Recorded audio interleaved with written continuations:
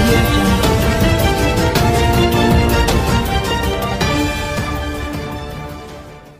అందరికీ నమస్కారం. కాంగ్రెస్ పార్టీ నాయకులు ఈరోజు మన రాష్ట్ర గవర్నర్ నరసింహన్ గారిని లక్ష్యంగా చేసుకున్నటువంటి దాడి అత్యంత హేయమైనది. ఇది దాడి చేయడమే కాకుండా గవర్నర్ గారిని ఏకవచనంతో మాట్లాడడం, తప్పుడు మాటలు మాట్లాడడం, వారు చేసినటువంటి తప్పుడు చేతలను మేము తీవ్రంగా ఖండిస్తూ ఉన్నాం. ఈరోజు జరిగినటువంటి సంఘటనలు మమ్మల్ని ఎంతగానో బాధించాయి. ఇవాళ ఎంతో కష్టపడి సహనంతో గౌరవ ముఖ్యమంత్రి చంద్రశేఖరరావు గారు తెలంగాణ రాష్ట్రానికి దేశవ్యాప్తంగా మంచి పేరు తీసుకొస్తూ ఉన్నారు. అనేక ప్రభుత్వ కార్యక్రమాల్లో తెలంగాణ రాష్ట్ర ప్రభుత్వ పనితీరు అటు కేంద్ర ప్రభుత్వము, పలు రాష్ట్రాల ప్రభుత్వాలు ప్రశంసించడం, మనని ఆదర్శంగా తీసుకొని పనిచేస్తూ ఉంటే పాపం కాంగ్రెస్ పార్టీ నాయకులకు ఈరోజు మింగుడు పడడం లేదు. అందుకే దేశవ్యాప్తంగా తెలంగాణ రాష్ట్రానికి చెడ్డ పేరు తేవాలని ఇవాళ కాంగ్రెస్ పార్టీ కంకణం కట్టుకున్నట్టుగా కనబడతా ఉంది. ఎందుకంటే ఈరోజు వారు గవర్నర్ గారిని టార్గెట్గా చేసుకొని దాడి చేసినారు. దురదృష్టవశాత్తు అది స్వామి గౌడ్ గారికి తగిలి వారికి గాయమైంది. స్వామి గౌడ్ ఇలా గాయం అవడం అంటే అది స్వామి గౌడ్ గారికి ఒక్కరికి గాయమైనట్టు కాదు, ప్రజాస్వామ్య వ్యవస్థకు గాయమైంది ఈరోజు. ఎందుకంటే మీ దాడి ఈరోజు ఎవరి మీద? రాజ్యాంగానికి ఈ రాష్ట్రంలో అధినేతగా ఉన్నటువంటి గవర్నర్ గారి మీద దాడి చేయడం అంటే ఇది ప్రజాస్వామ్యం మీద దాడి, ప్రజల మీద దాడి. ఎందుకంటే ఇలా దేవాలయాలు ఎంత ఉన్నతమైనటువంటివో ఇవాళ మన పవిత్రమైనటువంటి శాసనసభ కూడా అంతకంటే తక్కువైనటువంటిది ఏమీ కాదు. ఎందుకంటే మనందరం కూడా ఆ శాసనసభలో చేసే చట్టాల ఆధారంగానే పరిపాలన చేసుకుంటాం. ప్రజాస్వామ్యానికి అత్యంత పవిత్రమైనటువంటిది, ప్రజాస్వామ్యంలో అన్నిటికంటే ముఖ్యమైనటువంటిది చట్టసభ, శాసనసభ. అలాంటి శాసనసభలోనే చట్టాలు చేయాల్సినటువంటి శాసనసభ్యులు వీధి రౌడీల్లాగా, గుండాల్లాగా ప్రవర్తిస్తే మనం ఏం మెసేజ్ సమాజానికి ఇవ్వదలుచుకున్నాం? మన ఇవాళ అసెంబ్లీని పిల్లలు చూస్తూ ఉన్నారు, సభలో వచ్చి కూర్చొని పిల్లలు చూస్తూ ఉన్నారు, విద్యార్థులు చూస్తూ ఉన్నారు, యువతరం చూస్తూ ఉంది. మరి రేపటి సమాజానికి మనం ఏం మెసేజ్ ఇవ్వదలుచుకున్నాం?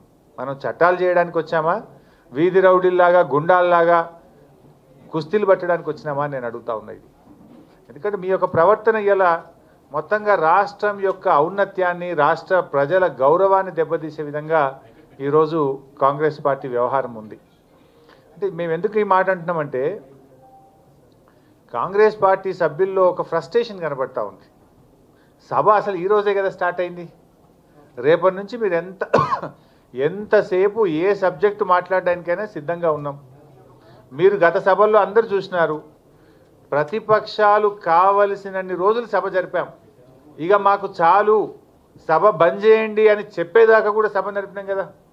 మీరు ఏ సబ్జెక్టు మాట్లాడతారు, దేని మీద మాట్లాడతారు, ఎంతసేపు మాట్లాడతారు, మీరు ఏం ప్రశ్న అడుగుతారో మీ ఇష్టం, మీరు ఏదైనా అడగండి, మేము సమాధానం చెప్పడానికి సిద్ధంగా ఉన్నామని చెప్పాం. ఎన్ని రోజులైనా సభ జరుపుతామని చెప్పాం.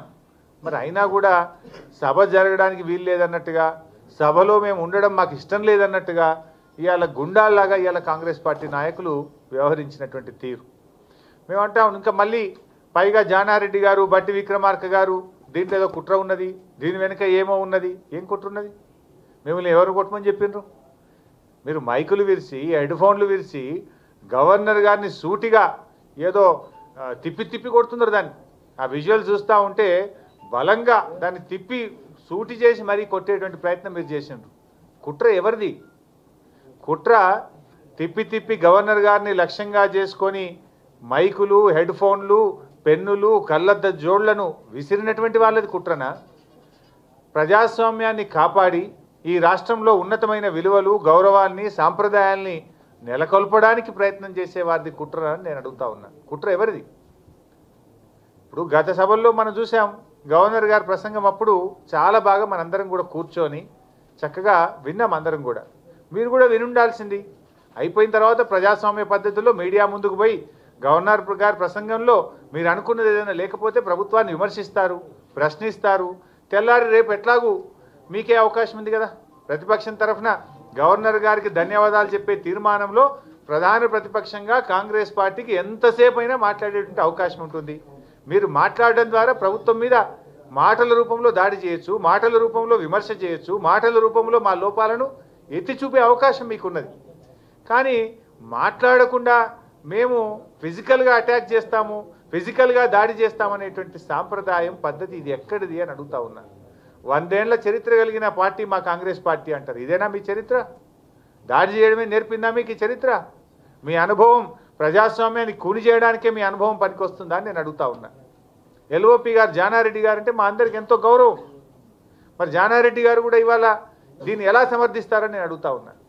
ఈ దాడిని జానారెడ్డి గారు ఏ రకంగా సమర్థిస్తారు?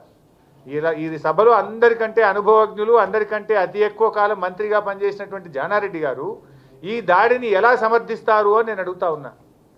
ఇది ప్రజాస్వామ్య విలువలు పెంచడానికా తుంచడానికా నేను జానారెడ్డి గారిని ప్రశ్నిస్తా ఉన్నా. ఏ రకంగా మీరు దీన్ని సమర్థిస్తారు? అంటే దీన్ని బట్టి ఒకటి ఏమర్థమవుతుందంటే మీలో ఒక అసహనం ఉన్నది, ఫ్రస్ట్రేషన్ ఉన్నది. సభలో మీరు మాట్లాడలేకపోతున్నారు, ఎందుకంటే ప్రభుత్వం దగ్గర సమాధానం ఉన్నది. మా మంత్రులు కానీ మీరు గతంలో చూసాం, రాత్రి 1 గంట దాకా కూడా మేము సమాధానాలు చెప్పాం. ఎన్ని ప్రశ్నలు అడిగినా సమాధానాలు చెప్పాం, క్లారిఫికేషన్ ఇచ్చాం.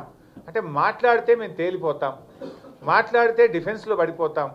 మా దగ్గర సరుకు లేదు, ఎందుకంటే ఈ ప్రభుత్వ పనితీరు సంక్షేమంలో, అభివృద్ధిలో అన్నిట్లో ఆదర్శంగా ఉంది. ఒకటి మాట్లాడితే 2 ప్రశ్నలు వస్తున్నాయి. మీ 10 ఏళ్లలో ఏం జరిగిందని వస్తున్నది, లేదా పక్కన పరిపాలిస్తున్న కాంగ్రెస్ రాష్ట్రాల్లో ఏం జరుగుతుందనే దాని మీద ప్రశ్న వస్తున్నది. అందువల్ల మాట్లాడడం చేతగాక, సభలో మాట్లాడి ప్రశ్నించడం చేతగాక మీరు ఈ రకమైనటువంటి కార్యక్రమాలకు కాంగ్రెస్ పార్టీ పాల్పడ్డట్టుగా మాకు అర్థమవుతా ఉంది. దీని మీద డెఫినెట్గా బీఏసీ సమావేశంలో కూడా అన్ని పార్టీలు కూడా చెప్పినాయి, దీన్ని చాలా తీవ్రంగా ఖండిస్తున్నాం అనేటువంటిది మిగతా అన్ని పక్షాలు కూడా చెప్పినాయి. స్పీకర్ గారికి పూర్తి అధికారాలు ఇవ్వడం జరిగింది. దాన్ని ఆ వీడియో ఫుటేజ్ను పరిశీలించి, జరిగిన పూర్వాపరాలన్నీ కూడా పరిశీలించి అత్యంత కఠినంగా వారిని శిక్షించాలి.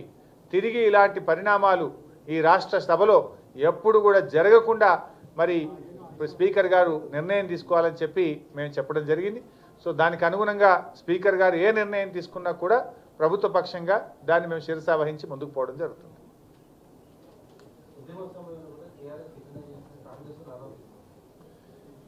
బైసాబ్ ఉద్యమ సమయంలో ఎస్ మేము గొడవ చేసింది నిజమే, కాదని మేము అనట్లేదు. కానీ ఆ రోజు ఉండేటువంటి పరిస్థితులకు ఈ రోజుకు పూర్తి భిన్నంగా ఉంది. ఆ రోజేమో తెలంగాణ వాణిని అసెంబ్లీలో వినిపించే అవకాశం లేదు, మాట్లాడడానికి మాకు మైక్ ఇచ్చే అవకాశం లేదు, తెలంగాణ గోసనో బాధనో పట్టించుకునేటువంటి పరిస్థితి లేదు. పరాయి పాలనలో నడిచినటువంటి సభ ఆనాటి సభ. కాబట్టి మేము ఆ రోజు తెలంగాణ ప్రజల పక్షాన పోరాడినాం. దానికి మేము గర్వంగా కూడా చెప్తాం, ఎస్ తెలంగాణ ప్రజల గుండె చప్పుడును ఆ రోజు మేము వినిపించాం, సభలో వినిపించాం, బయట వినిపించాం, ప్రజల పక్షాన మేము నిలబడ్డాం. ఏంటండి వీడియో నచ్చిందా? అయితే ఓ లైక్ వేసుకోండి, లేదంటే ఓ కామెంట్ చేయండి. ఎప్పటికప్పుడు మా వీడియోస్ చూడాలంటే సబ్స్క్రైబ్ చేసుకోండి.